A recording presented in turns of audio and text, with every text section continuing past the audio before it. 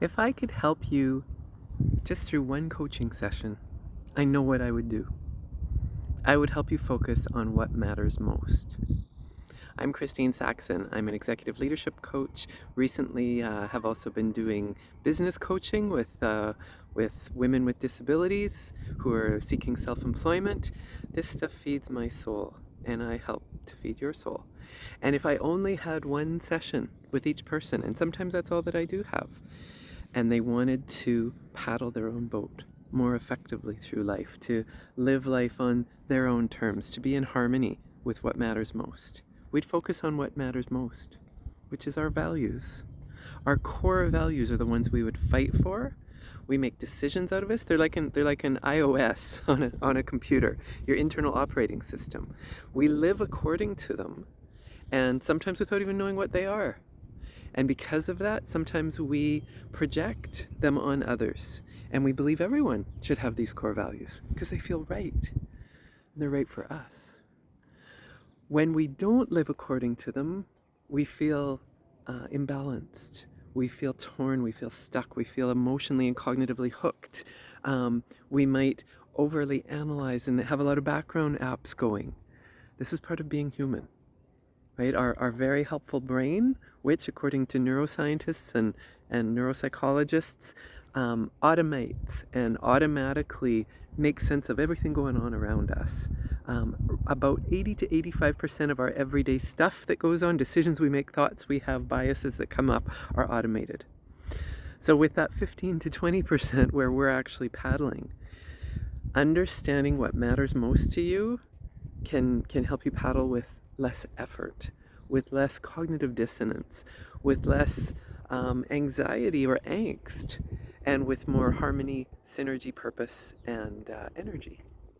So what matters most? You know, your core values. Core values might come from how you were raised, what you were told, what lessons were brought to you from circumstances in life or purposefully through religion, through family culture, through instruction, mentorship. Some of them might come from what you didn't have. So one of my core values, which if I admit it is still probably there, I've done a lot of work around it, but I know where it came from. One of my core values is harmony. It has been, I believe, since I was sentient, because there was disharmony around me a lot. And without going into that, if you look at your own past, where might some of your core values have come from? Where might they have originated from that was intentional, purposeful, and helpful, and that you still hang on to those values because they're right for you? Where might it have come from that might have been more trauma-based or accidental, or that they now matter to you so much because you couldn't get them? For people who have security and stability and structure or control sometimes as a core value, when I help them look back, they go, oh yeah, either I was raised with that, and so it's what I know and it works and I'm not letting go of it, or they didn't have it. So security for me for years was a core value. I was raised by my single mom who we always had an organic garden, and we always, we raised our own chickens, and we did not have a lot of money. We had a lot of fun, and I learned a lot of things, but there also was that scarcity at times, a very real scarcity, which creates scarcity thinking, right? Our brain goes, aha, we better watch it in case things aren't secure for you again sometime, little Chrissy. What do we do about that? Looking back, digging deep to figure out what your core values for can help you with paddling. It can help you with purposefully paddling your own boat through life. I did lots of work around feeding my harmony core value, about learning how to create harmony myself, create harmony inside myself, create harmony with what matters most to me. Here I am in beautiful, beautiful Madeira Park on the Sunshine Coast on British Columbia, where I was able to buy a little tiny travel trailer on a site. It's old, it's a 1982 travel trailer. It's my little paradise here.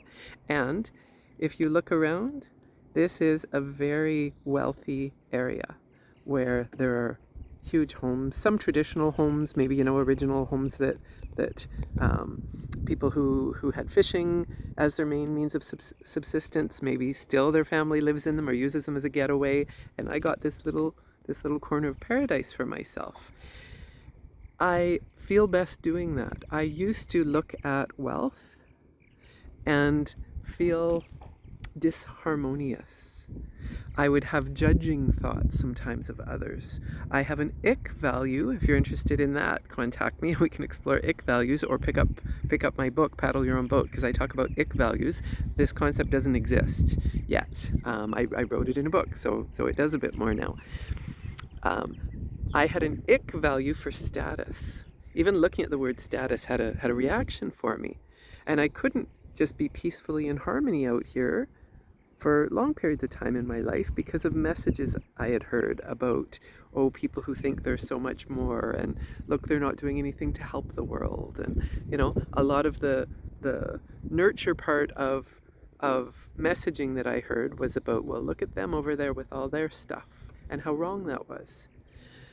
Coming to peace and in harmony with my own harmony value, let's make sure there's room for all of us and all different ways of being. And I don't put a lot of energy into that anymore. I can look at these beautiful homes, I can look at beautiful boats and go, wow, that matters a lot to that person. I don't know anything else about them. Maybe they run charities, I don't know, but it doesn't matter. I don't have as much energy about it anymore because I'm not projecting my core values and my needs on others. Stability, security, being one that I lacked. So it's one that came up because I didn't have it growing up. And I have this predominant scarcity thinking that comes up sometimes. And naming it is so powerful, like, oh, thank you, brain, for the scarcity thinking, but I have enough to eat. My children are fine. My husband and I are almost paid off our mortgage, right? We're actually okay. Understanding and naming your core values can do something really important. It can help you do what in coaching circles we call name it to tame it. So name it to tame it is if you're having a reaction, if there's something in your mindset, something in your behaviors that isn't serving you, naming it, figuring out what it is. Like, common one you'll hear of, that's imposter syndrome. Right, and then people are compassionate with themselves and go, you're not actually an imposter, you belong at this table. Since we've named imposter syndrome, it's so common now for people to say, I'm feeling some imposter syndrome, and it tames it. It makes it more manageable. Naming your own core values can make paddling through life more manageable. Name them to tame them if they're not serving you. And I add a new one, name it to claim it. Yes, acceptance means something to me. Acceptance is one of my core values, not tolerance. Tolerance isn't enough for me. For me, it's acceptance. I want the whole world to accept each other. I want this to be a place where everyone can be themselves. It can be hard living with that rigidity. Naming it to claim it helps me go, I'm not going to feel upset about other people not being accepting. I'm going to claim it and be that way myself. And trust and hope that by living in balance with my own core values, it can be helpful. And it can help others to be that way as well. I wish you happy paddling. I wish you exploration of what means most, what means the most to you. What matters most to you. By naming that, by deeply exploring it, which I do with probably 75% or more of the wonderful people who come to me and want to work with me, we start with core values. What matters most to you? Now let's dig deep and understand where that came from, why it matters so much, and how you want to live in harmony with them. Happy paddling.